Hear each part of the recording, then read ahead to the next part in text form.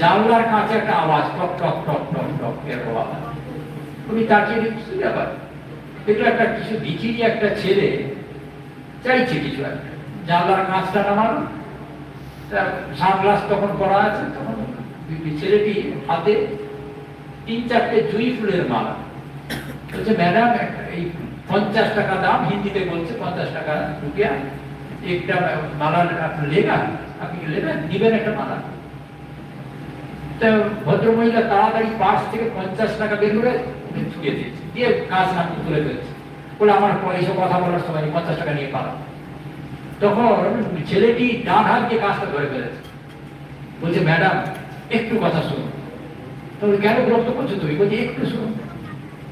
বলে কি? বলছে আমি টাকাটা নিতে পারছি না, ফেরত নেই। বলে ম্যাডাম আমি ভিখিরি নই,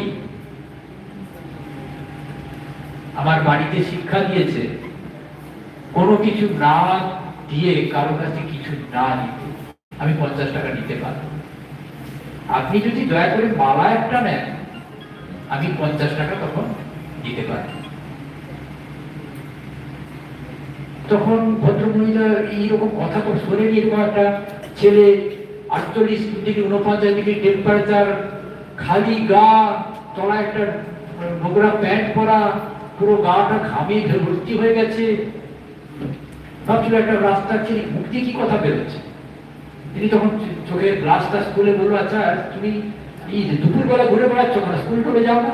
বলে হ্যাঁ ম্যাডাম আমি স্কুলে সকালে গেছি, তারপর বাড়িতে এসে আমার মা 2-3টে জায়গায় কাজ করে, সকাল থেকে কাজ করেছে, দুপুরেও কাজ করতে গেছে, আমাদের প্রচুর দেনা আছে, মানে প্রচুর আমাদের লোন আছে, লোন শোধ করতে হয়, তাই মা হয়ে আমি একটু কাজ করছি।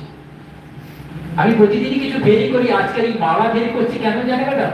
বাচ্চা ছেলেটা তো সহজ পেয়ে কথা বলছে, কেন না আজকে না আমার দ্বিতীয় জন্মদিন। দ্বিতীয় জন্মদিন